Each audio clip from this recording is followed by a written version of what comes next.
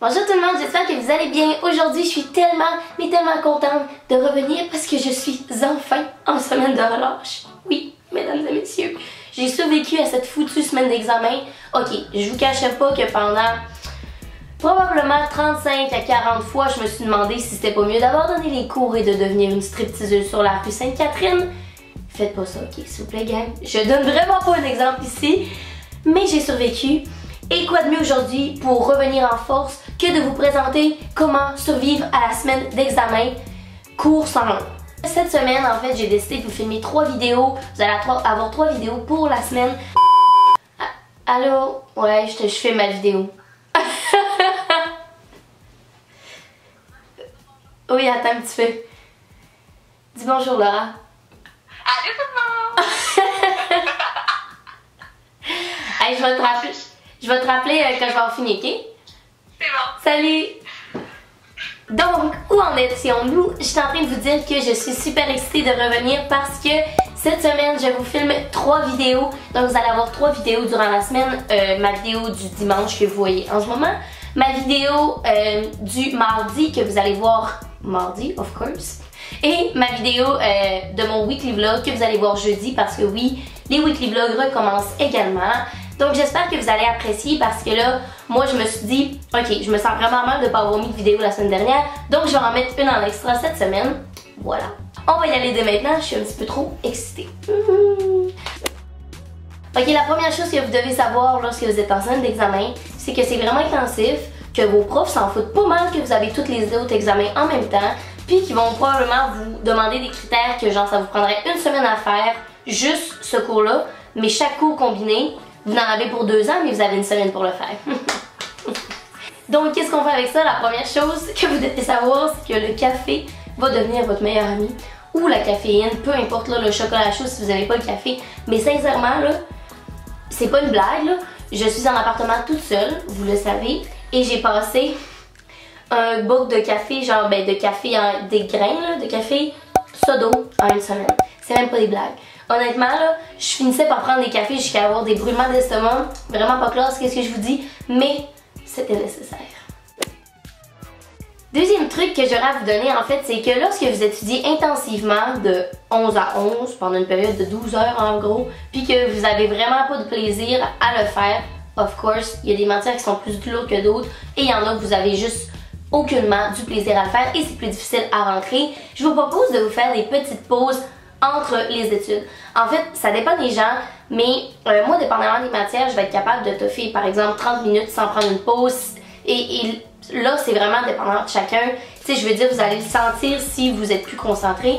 Ben, prenez-vous des pauses, allouez-vous des périodes de pause. Peu importe c'est quoi, ça peut être juste aller écouter une vidéo sur YouTube, genre les miennes, ou ça peut être juste, je sais pas, d'aller prendre une marche d'une dizaine de minutes, d'une quinzaine de minutes. Par exemple, le plus important à travers tout ça, c'est de rester constant quand même. Hein? Prenez-vous pas des périodes de pause de 2 heures versus 30 minutes d'études. Mais pour vous donner un exemple, pour ma part, je sais pas si ça va marcher pour vous, mais pour moi, ça fonctionne à merveille. Pour environ 45 minutes d'études, je me donnais un petit 10 minutes de pause. Et ça pouvait être quelque chose de bien banal, là, genre juste aller prendre une douche puis revenir. On dirait que ça fait juste te changer les idées, puis là, on dirait que ta vie est un petit peu moins de la merde.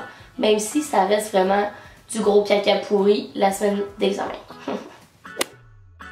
Troisième conseil que je vais vous donner, ok, vous allez probablement vraiment rire, mais moi, durant la semaine de relâche, j'ai appelé mes parents, puis je les FaceTimais, pas pour leur parler, pour leur demander de me montrer mes chats sur FaceTime, et ça m'a tellement aidé là, durant une de mes pauses, j'ai appelé mes parents. Pouvez-vous me montrer Mila ou Elliot, s'il vous plaît? Puis là, je les voyais, puis ça me mettait de bonne humeur, puis après ça, je pouvais continuer. Le 4e conseil que je pourrais vous donner, c'est de ne pas vous isoler. Ok, je sais que vous allez probablement avoir tendance à rester chez vous pour pouvoir étudier en paix, pour pouvoir être calme, mais je vous dis que c'est vraiment difficile. Essayez de toujours répondre à vos amis malgré tout. Essayez d'encourager vos amis parce que ça va toujours vous revenir. Je veux dire, si vous avez des groupes Facebook avec vos amis dans votre classe ou quoi que ce soit, continuez à en parler sur ce groupe-là, ok? Pas sur une base que vous n'allez pas étudier parce que vous allez toujours être sur le groupe, mais tu sais, soyez quand même actifs pour pouvoir vous aussi recevoir la dose d'amour et d'encouragement que vous avez besoin durant cette semaine-là. Et aussi, si vous êtes capable de vous trouver des amis avec qui vous savez que vous êtes efficace quand vous étudiez, ben c'est toujours moins difficile d'étudier avec quelqu'un. Et aussi, ça t'encourage toujours de voir quelqu'un qui étudie. Toi, t'es en train de jouer sur ton cell, puis là, tu fais « Oh fuck, il est en train d'étudier.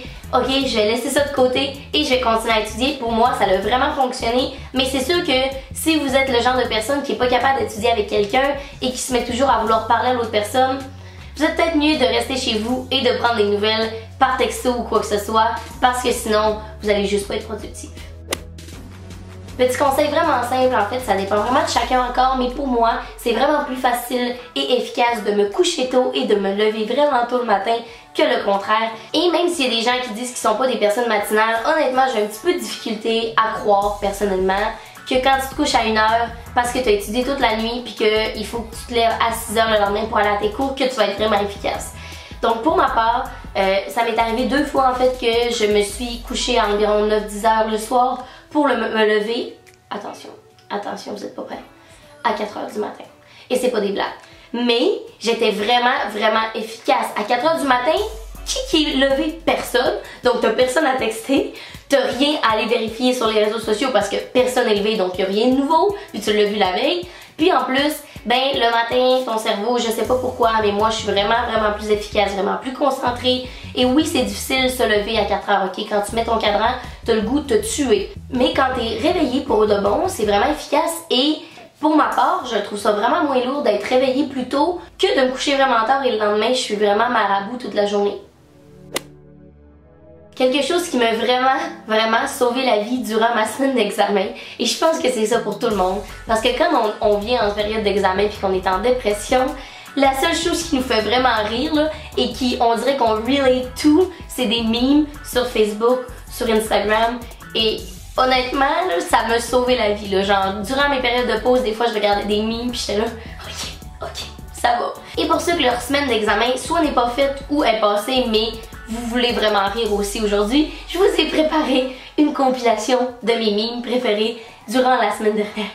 Voilà.